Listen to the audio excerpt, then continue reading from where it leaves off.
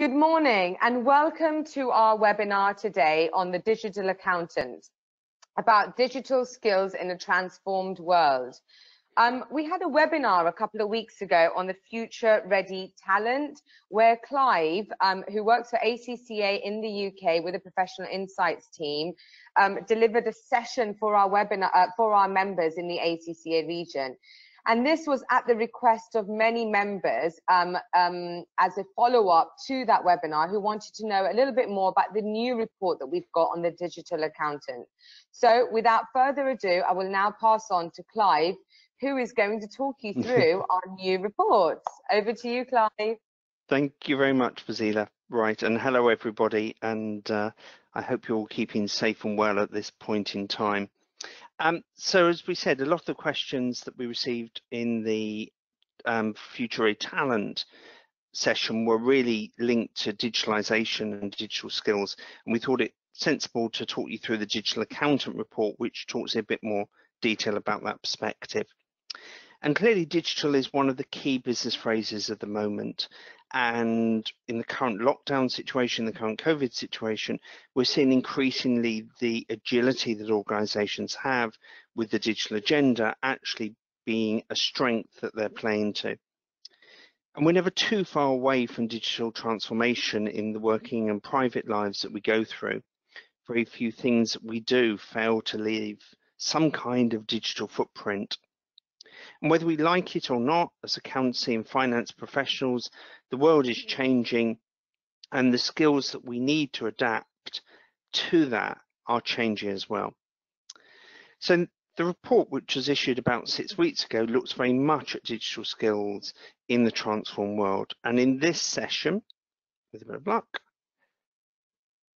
we will talk about the nature of that digital transformation, what it means in terms of the new business models that organizations face, how digital skills are actually changing, and finally, what recommendations we can make to actually improve and maintain our digital skills, especially in the current scenario. So let's start with the topic of digital transformation, something that you've probably all sort of heard of and is, as I said, never too far away from the realities of the world in which we live. I want to start with two quotes.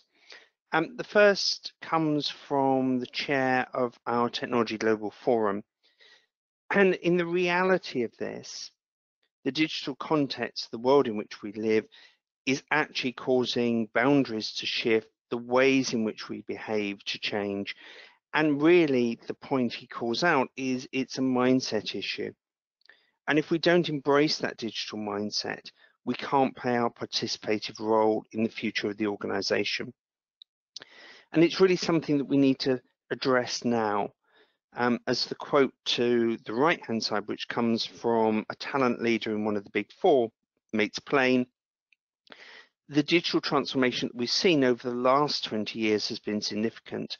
And if we simply think about things like the mobile phone technology that we had 20 years ago, or even the internet technology that I'm talking to you with now, it's totally transformed our lives. And that transformation is something that we need to stay on top of, because as we'll talk later on in the presentation, that transformation isn't going to go away. And businesses are increasingly using this digital transformation to serve their customers. We hear a lot about customer centricity, putting the customer at the heart of the business. And if they fail to embrace the changes in the economies around them, the prospect of corporate failure tends to loom large. And I'm sure that we can all think of many organizations that have struggled with this, and some big names that have failed as a result. And these shifting business models affect us whether we have a long and proud history or we're a digital innovator, a disruptor in the society.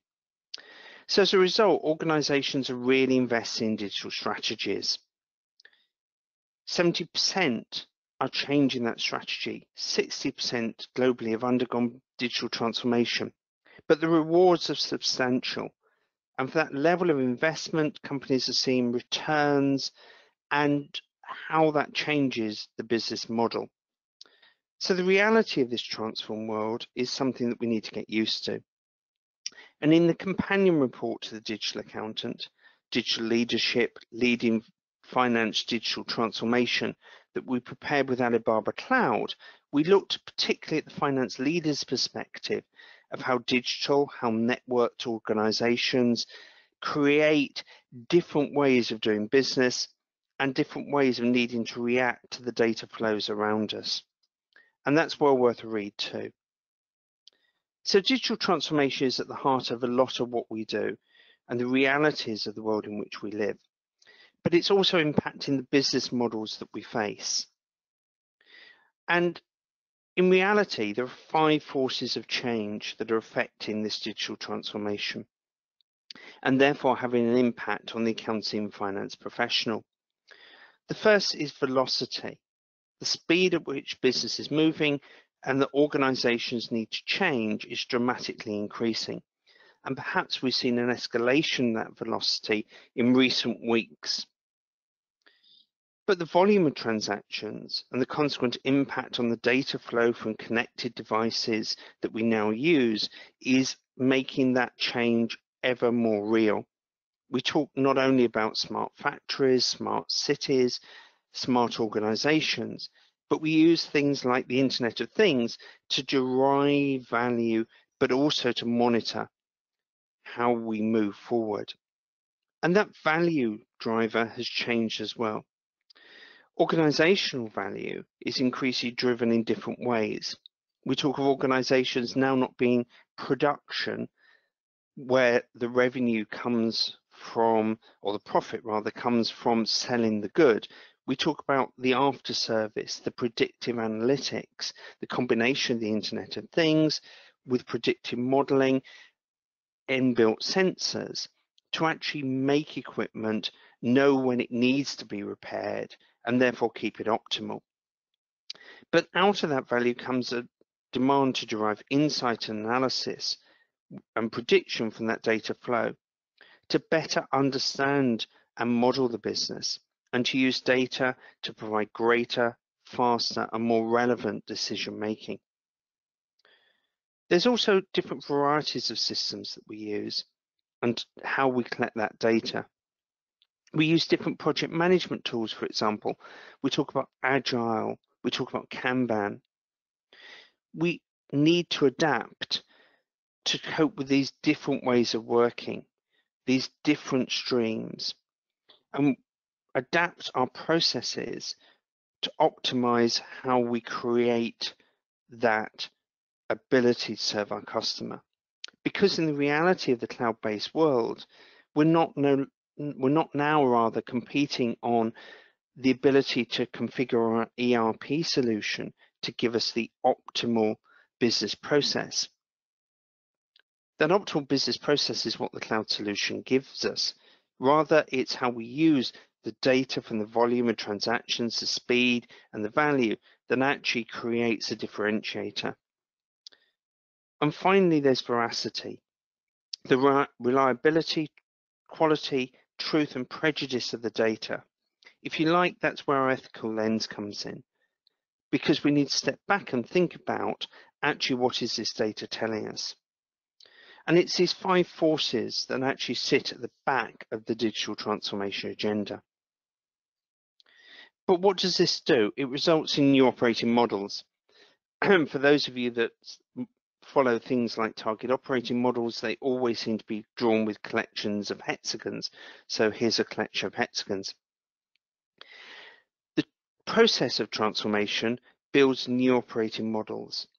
As digitally aware finance accounting professionals, we need to embrace this model. So we need to start at where the digital customer experience drives those core processes. Having a focus on what we know about the customer, how we can use that information to offer enhanced or additional services, and increase our customers' perception of where value is. As we've explained in other reports, the concept of intelligent process automation, RPA, robotic process automation, in combination with things like artificial intelligence and machine learning, means that we no longer in the back office need to automate need to do manual processing, we can automate those tasks, make them more efficient, and potentially do data capture with more rigor. And having got data with a better quality, we can use tools like advanced analytics to start thinking about how we can give true insight into operational performance. And that's a subject that we'll turn to in the next report in this series, which looks at the revolution in finance insights and how we might reimagine that. And that should be coming out towards the end of June. We can also use business process outsourcing, the use of shared service centers, to move back office functions into areas where we can ensure that we have better data aggregation. We can use it to model the data to provide the insights in a better way. And provided we have optimized our processes using techniques such as lean and agile, we can create a customer-centric experience which responds to the customer far quicker, far smarter. Gone are the days when we can sit and look back at the reports of last month and have time to think about how things will change. If anything perhaps has taught us from the current scenario, is our ability to adapt and see where customer trends are going and where customer demands are headed. That actually means organizations can survive. Finally, this requires us to have a different set of skills and capabilities. As I said, no longer are we looking back through that rearward-looking rear-view mirror in the car, if you like. We're looking forward through the windscreen to see what the future holds for us, to see what is coming. And that requires us to have a different set of analytical and critical thinking skills.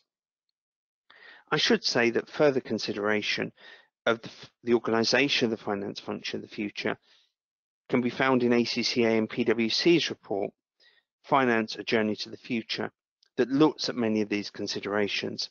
And there are two really interesting podcasts available on the ACCA app that will give you more insight into this as well. So, with this context of digital transformation and new business models, what does that imply for the digital skills of the accountancy and finance professional? So, our research was based upon a survey of about 4,200 ACCA members and affiliates and students that we conducted back in November 2019. We supported that with several interviews with finance leaders across a range of countries. At the start of the survey, we asked two key questions of the respondents. How do you consider that you have relevant digital skills, and are those skills right for the role you perform?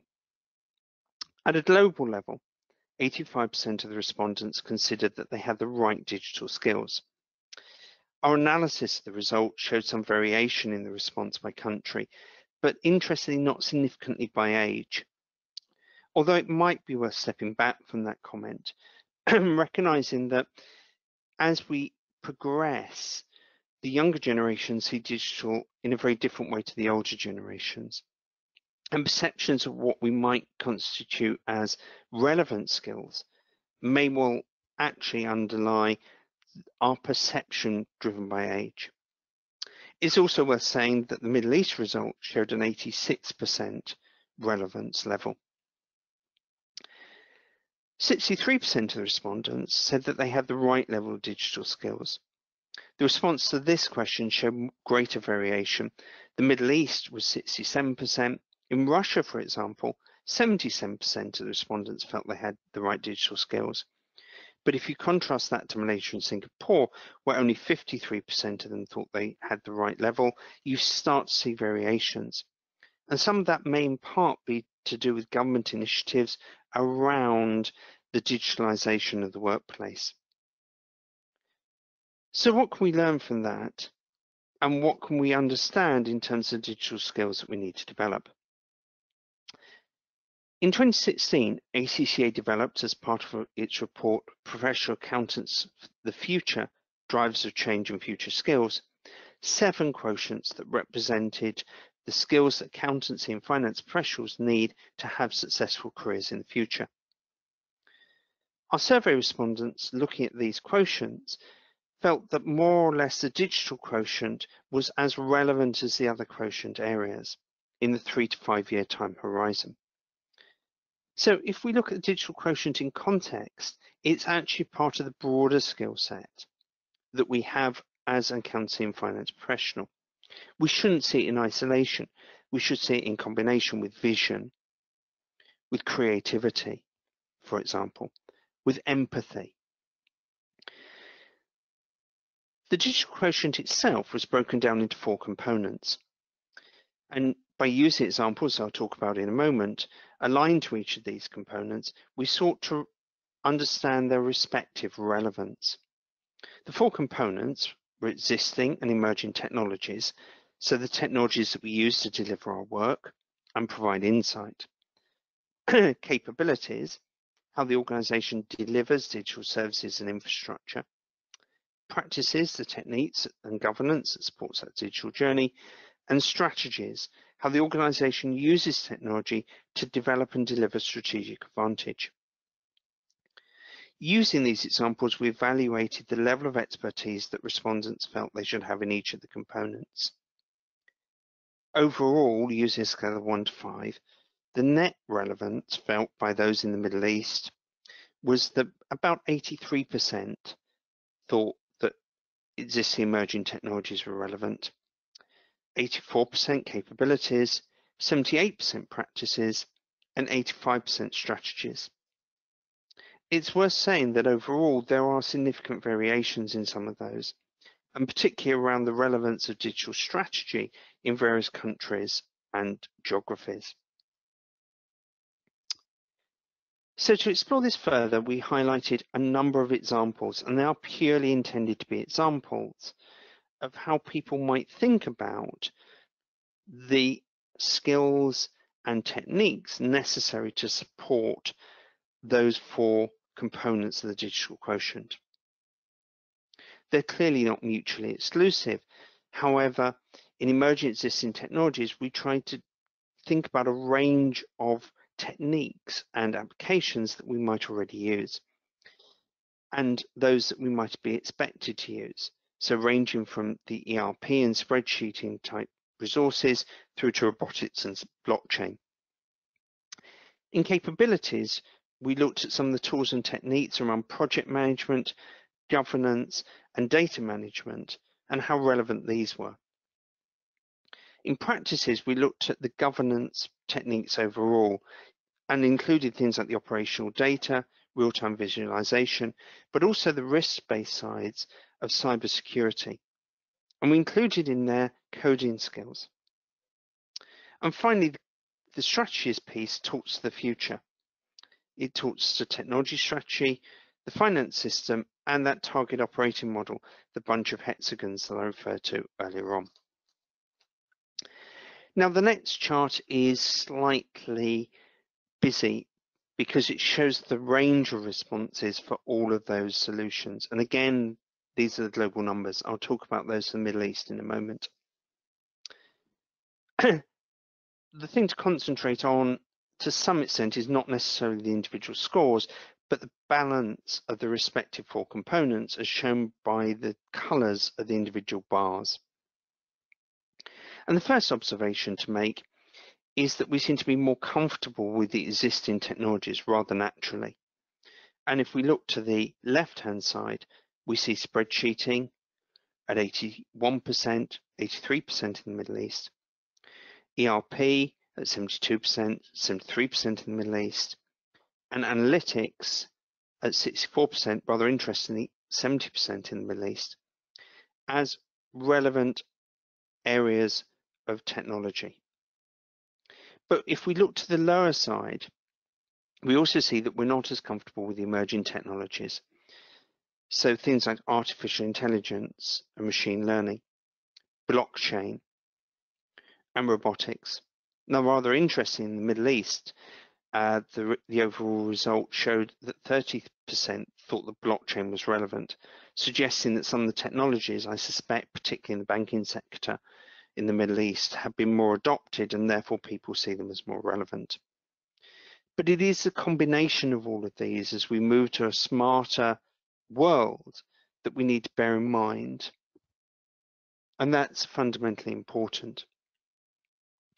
The second observation to make, though, is that our knowledge of the tools and techniques as measured by digital capability of agile processes, project management techniques, and digital transformation is rated lower overall.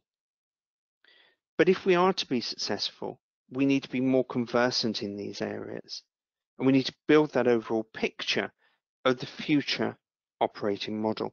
It needs to be the core of what we do. So let's put our digital skills in context.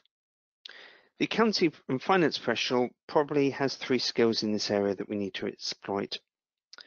Firstly, we have a deep technical and ethical skill set that we've gathered from the qualification that we have and from our continuing professional development. We should not forget the perspective that this lens gives us. It also puts our digital skills in context. We've already established in other reports the ethical skill set is incredibly important to an accountant in business or in practice. And in this report, we look at some more examples and relevant perspectives on this. Fundamentally, and has been stressed by many of the interviewees in this report, we need to place the digital skills in the context of the business. The business context is key to this digital transformation. And as we've seen, the use of technology and digital data to increasingly deliver value to customers is fundamental. We have to gain those business skills, that business acumen, if you like, to see where that journey is going and to see how the data flows and the data models underpin this increasingly complex but data-driven world, and embrace operational and non-financial data in our decision making. But to do that, we also need a robust set of digital skills, and these we need to constantly evolve. A comment from McKinsey earlier on this year highlighted the extent of this. They said that the pace of change will never be this slow again. So this evolution and the technology developments we expect to see, and we highlight quite a few of these in the report, show how we need to think about the business model of the future. We cannot afford to stay still. The days of the spreadsheet will continue to evolve away. We now have more robust tools available to us. They enable us to deliver insights from both that financial and operational data I spoke about a moment ago. And indeed, there's a convergence of those dimensions happening. The concept of the digital core, the way in which the finance systems sit at the heart of a suite of applications in the cloud that have best of breed solutions to collect customer data, operational data, and financial data, lets us model the organization in different ways that we've never seen before. And the relevance of those skills is vitally important, the ability to formulate the question and solve the problem. So therefore, our sweet spot, where accountancy and finance professionals need to demonstrate competence in their digital skills, is the convergence of these 3 areas. And we need to invest in ourselves in order to maintain those skills. However, before we look at the development of those skills, it's important to realize that digital is not just about technology. It's also, frankly, a mindset. And this quote comes from a leading observer of personal development. And what they're saying is that we need to constantly reskill. And as business leaders, we need to encourage people to understand the implications of digital. It's not just a question of providing learning content. We need to learn, as he uses the phrase, in the flow of work. Another commentator, in response to the question of how to maintain these digital skills, commented that you need to find your trusted sources and monitor these on an ongoing basis. It is much about the culture of the organization and how that is changed by the digital journey as it is about the technical nuts and bolts of how this is done. And successful digital transformations deliver on a culture of maximizing value and insights from data in an open and agile culture that supports the evolution of the enterprise. collaboration across teams is absolutely fundamental to the successful digital journey. So let's look at some recommendations, some things to do to see how we can develop those digital skills. And they come in essence in 10 things to remember, if you like. The first is to understand that no matter what generation we are in, we are all part of the digital revolution. And possibly the events of the past few weeks have demonstrated how much that digital revolution equates to online transactions and online delivery. We need to appreciate that embracing the digital future requires a mindset. It's not just a set of applications, it's the organization's digital future being built around agile cultures, and these cultures themselves reflect collaborative working.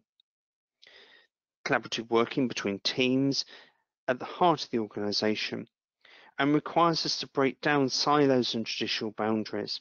And as the finance function, with a broad agenda across performance of the organization, we're probably best placed to be at the heart of that.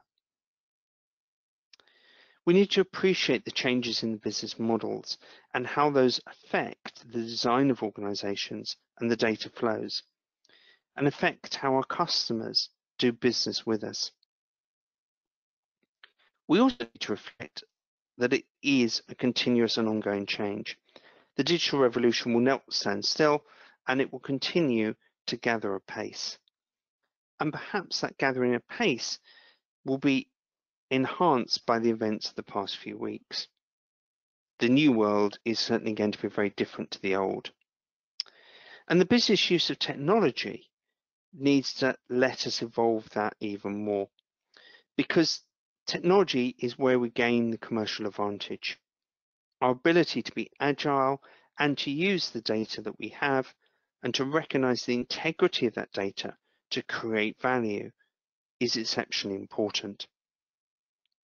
And we need to apply an ethical lens to that, because as finance and accountancy professionals, our concept of trust and integrity of data sits at the heart of what we do, that ethical judgment about how we assess the future. And we also need to take a practical view to the use of technology, how the organization is changing, not just how the finance function is developing. But finally, and perhaps more importantly, we need to stand back. We need to detox, if you like, and reflect. And why is this? Because it's easy in this emerging world with all these changing practical applications to see a journey through a lens of hype and initiatives. But we need to stand back and think about where technology is taking us and where that digital revolution will drive us towards. And it is that opportunity to reflect on those processes and the differences in those processes that's actually quite important. It's about the context, it's about the business model. And we developed those thoughts around the 10 ideas in more detail in the report than I can go into at this session. So as I said, basically there are 2 reports that I covered in this presentation that will give you more detail. The first is the digital leadership report that we developed together with Alibaba Cloud. And that one looks very much at how, as a finance leader, evolving business models can actually drive value to organizations. And the digital accountant report that I've talked you through this morning talks about those digital skills at a more practical level. And there are 3 podcasts that are available to you that explore some of the practical sides of this from a finance leader perspective, from the technology drivers in the finance function, and from the skills perspective that are available to you to explore this in more detail. But I should also mention that in alignment with this report, ACCA has developed a certificate in digital innovation for finance that you can do. And this will give you a good grounding across the majority of those areas that I showed you in the 4 components of the digital quotient, and that's available online now for you to take. So I hope that's given you an overview in about 30 minutes of the digital quotient, the digital accountant, and why digital finance and digital transformation is fundamental to organizations and their success in the future, and how those business models are changing. If you want to read more, as I say, look at the website, or feel free to contact me or follow me on LinkedIn. So, Fazela, were there any questions from people? And feel free to put them in the chat as we go through as well. And we'll try and answer as many as we can in the next few minutes. Yep. Hi, can you hear me, Clive? I can hear you loud and clear. All right, give me a second. I'm just trying to get some of the questions.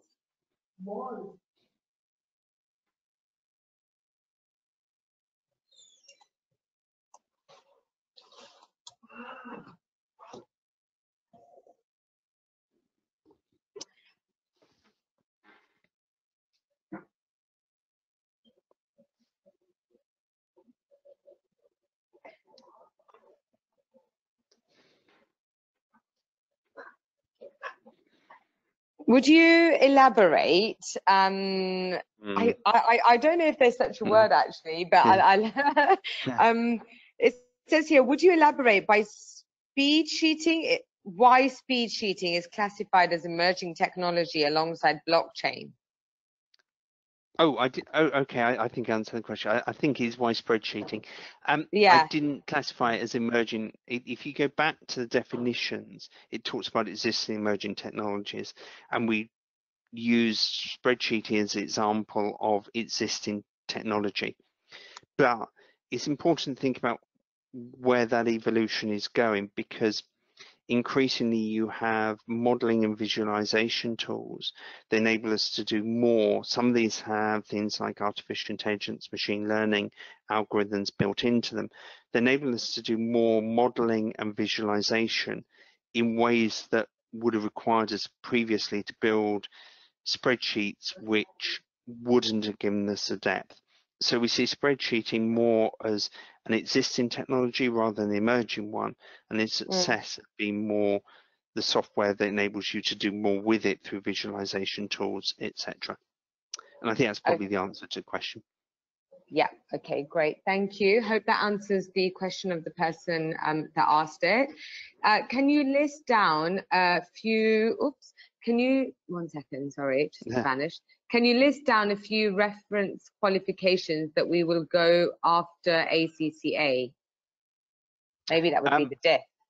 Yeah. And the this digital innovation, so certificate in innovation, digital innovation finance, CertDIF. I mean, that's a very good starting point, and it's very comprehensive around this range of technologies.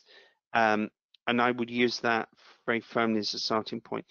If you want to go beyond that, and again, keep yourself constantly involved, watch 8.8 obviously for the stream of reports that ACCA produces around a lot of the technology issues, but also think about, as I said, where your trusted sources are. Journals, trusted commentators, you can find various examples of those, and it's about then understanding what messages that they put out as examples, and then what is relevant to your industry, but also how technology is emerging. But as I said, beware, there's also always an initial hype. If we go back through blockchain of a few years ago, everything was going to be blockchain. And yes, there are lots of practical examples of blockchain out there, particularly closed blockchain where, you know, for example, in the banking sector, the oil sector, the wine sector, where provenance is a significant issue. Almost I see smart contracts developing as another example. It's taken us a few years, if you like, to productionize the hype and never write a technology off because we don't see the immediate adoption of it. Things do take time for people to work through as practical applications. That said, blockchain itself is built on a series of technologies that go back quite a long way. We've got somebody asking, what emerging technology should I invest my time in studying to progress with my career? Okay, that's going to be dependent, I think, what your role is now and where you aspire your role to be. The first thing I would say it's really understanding two things, I think. The first is about the architecture of the data model.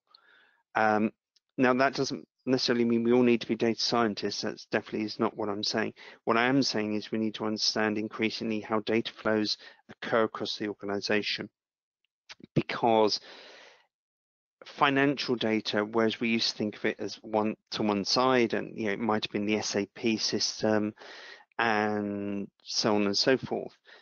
Now, if you think about that all-seeing, all-dancing SAP system, it's slowly converging into its core, what we call the digital core, where it takes feeds from, for example, Workday or Salesforce or other solutions and puts a finance implication to the transactions that those systems record.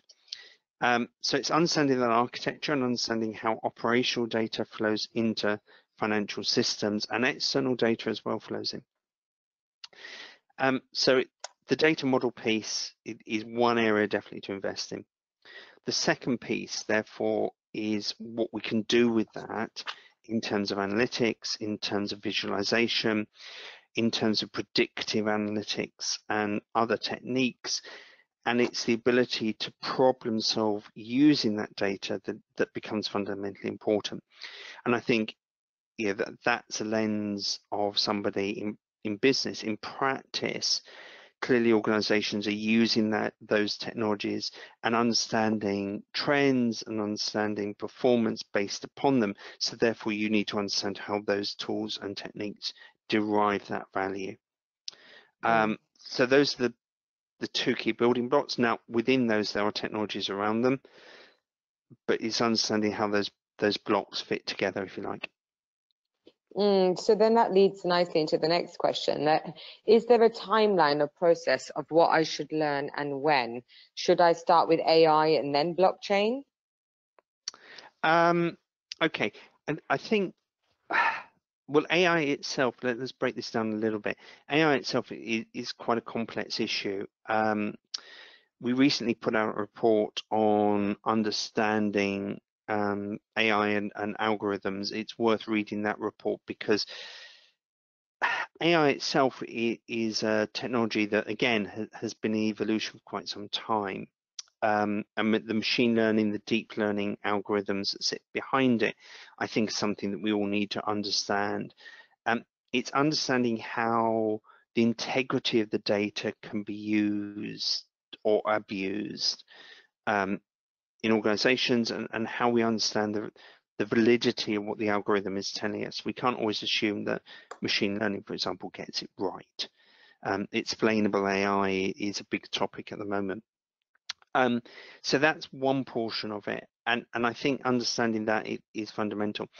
Blockchain itself, I think for the moment we will increasingly see as what I call closed chains, i.e. within specific networks rather than the big public chains and finance systems that perhaps we thought would happen 3-4 years ago. That's not to say it won't happen at some point in the future.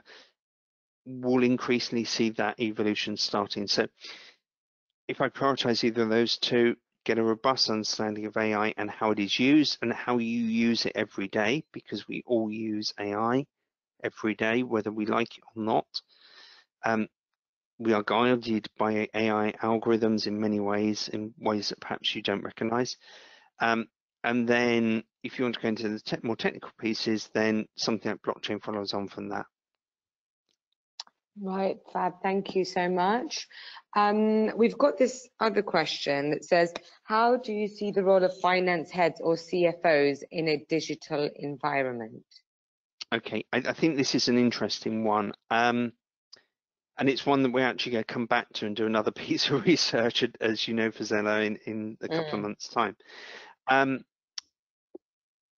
The first thing I would say is a lot of what I'm about to say, read the Alibaba paper, the one on digital leadership. It's only about 8 pages long, but it actually gives a lens of how a finance leader can think about where this journey is going to go, because I think increasingly the concept of the CFO needing to be the driver behind the business model and how that business model actually works and strategically operates is absolutely fundamental. And that's not just how we record it, it is how we use the data to explore that. And this transition, I think, increasingly from it might be a euphemistic phrase, from the chief financial officer to chief performance officer is one that we will increasingly see as well. So the impact of the business model, the understanding of how that changes the dynamics of decision making in the organization, how those data flows need to start occurring, because as I said in the context of the presentation, it's those organizations that stuck too long to traditional values and traditional processes that we're starting to see being disrupted out. And there are big names and around that haven't grasped this and have thought the business model and consumer behavior hasn't changed. As a CFO, you need to understand all of that, understand how that journey is going to happen, but also understand how the threats need to be managed. And that therefore talks about data, the data flow, the operating model of the business. And as I said, that best of breed solutions, the digital core, all of those concepts really sit smack bang on the agenda of the CFO. Okay, excellent. Interesting. Well, we'll look forward to that next report. I'm sure whoever asked that question would be as well. Maybe time for one more question. So what will be the impact on, and does it threat the need of accountants on implementing digital technology such as AI and RPA? And I think that is a concern that we hear across the region with different stakeholders. It's not just members. Are we going to lose our jobs? Is there going to be a need for us anymore in light of all this digital transformation and technology? I think I can answer that probably in 2 ways. I suspect that if we had this conversation when Lotus 123 came out, we would have been having the same question. That's one point. And look how dependent we are on spreadsheets now, and how we created a substantial cottage industry out of those. This technological evolution has continued, will continue to happen.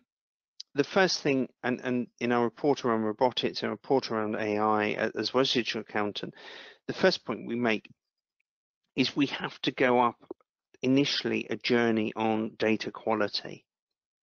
And what RPA is doing, yes, it might be, for example, taking the data input, but what it's doing is optimizing that and enabling us to deal with the queries far better, because we still don't have the capture of robust, clean data, and we're not going to for a time. There will always be errors.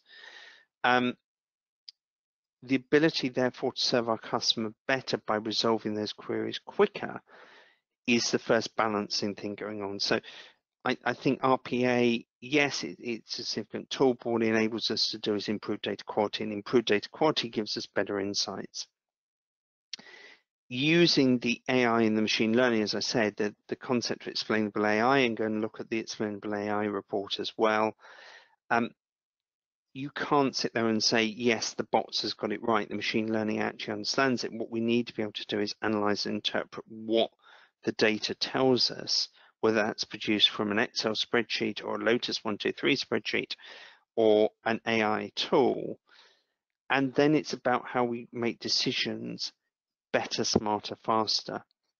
And we look at some of the implications of this in the report that will come out at the end of June on Finance Insights Reimagined, because that then talks to, actually, this is why we need to get more involved in decision-making processes, and how particularly the role of business partners becomes more important in that journey as well. So do we see it as a negative? No, we don't. We made that point in the Future Ready Talent as well. Do we see it as an opportunity? Absolutely. But as I've said in this presentation today, it requires us to rethink our digital skills and to make sure that we are evolving those skills in the right way, And whatever level we're at, that digital skill set needs to keep evolving. There is no point in standing back and saying it won't hit me.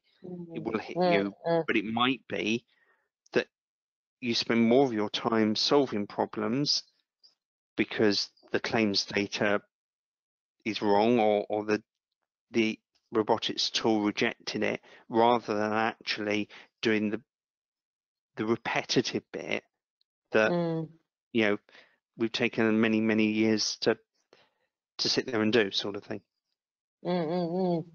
So I think that ties in well to what you said in the beginning about we have to embrace this change rather than avoiding it and being a dinosaur with technology. I don't think we can bury our head in the sand.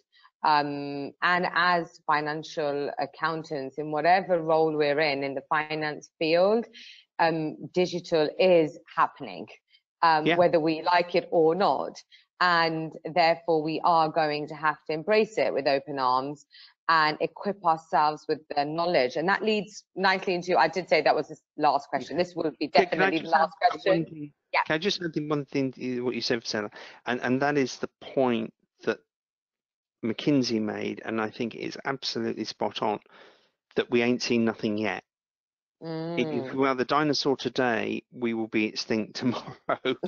Because the speed of, exactly. The speed of evolution is going to speed up. And I think one of the lessons, and I don't particularly want to talk too much about COVID, but one of the lessons out of COVID globally, we're all working at home. We're all doing things in a far more agile way. That agility, that speed of revolution is only going to get enhanced by the experiences of the past few months. It's not going to be regressed back from. And it will have speeded up this speed even more than McKinsey thought back in January. Do you know, last year, Sheikh Mohammed from the UAE called the year as the year of tolerance. And it makes you think about this year is really, I mean, everywhere you listen and everywhere you hear, it's all about agility. And you just sometimes, I sometimes sit down and think, gosh, should this be the year of agility? And this leads nicely into our last question, which I think would be quite interesting to see. What your feedback is on this. Somebody's requesting if we could have a list of the few best and simple magazines to read and follow for updating the digital technologies that are relevant for finance professionals. And I mean, this ties in quite well to, during the lockdown, I did a 5 books that I've been reading during lockdown on our social media channels. And I think this would tie in quite well to that. And maybe some of your suggestions we would be able to put on our social media channels for anyone else who hasn't attended. But yeah, any suggestions there? Simple I think, is the key. Yeah. Right? Because technology can be quite confusing at times. Yeah. There are a couple of books off the top of my head which I think are well worth reading. I'm not sure if I can grab one. I might be able to grab one in a sec. There are 2 authors, Peter Jackson and Caroline Carruthers, who've written 2 books around data-driven transformation and the Chief Data Officer's Playbook. Now, ignore the fact it's Chief Data Officer. That's to some extent a little bit irrelevant, but those 2 books are very good on this data-driven revolution, and they are really good authors. There's a book called Beyond Budgeting, which is by a guy called Beate Bognes. That's another one well worth reading, and his view, he's an interesting character because he has had a career as a qualified accountant, run an HR function in a couple of large Nordic companies, and also is a technologist. So he looks at things like performance management, the link between human performance management and organizational performance management, and how planning, budgeting, and forecasting is going to change and how technology drives that. That's another good one. There are 3 off the top of my head very quickly. Fantastic. And any magazines that you follow or subscribe to? Well, to be honest with you, I think the moment, there are a couple of websites that you can tag. There's one called the Disruption Hub. That has a good flow of information. If you're into the future of work, but also how technology affects the way we're doing, there's a gentleman called Jacob Morgan in the US. He has some really good insights, and the guy who's quote about the digital culture is a guy called Josh Bursin. He's also worth watching. All of these tend to put out regular emails you can get on their mailing lists very easily. Fantastic. Regular emails that just trigger your thoughts and let you explore, as I said, which ones are relevant to you. Right, so why don't we do this? You can drop us an email with those 3 books and those 3 sites. And to everybody on the call, like we had the Fazila's Book Corner on all our social media channels, we will do something similar to that with these book titles and authors, and we will send these the information that Clive's given at the in the follow-up email that we send out to all the attendees and the people who've registered, so that you've got access to them, just in case you weren't able to get the proper spelling of those names and everything. So yeah, yes, we'll definitely my Norwegian isn't brilliant.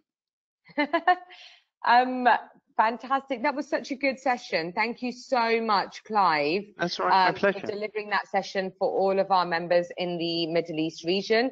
To all of our members and attendees on this webinar right now, thank you for attending. I know we're still in lockdown. Many of us are still at home, working from home. And I think it's a fantastic demonstration about how you're investing in yourself by attending these webinars. We've had an excellent turnout since lockdown on all the webinars we've done. I really do hope that you are finding all of these useful, and look forward to a lot more coming up in the future. For now, you can read this full report on our PI app, ACCA Professional Insights app on your phone.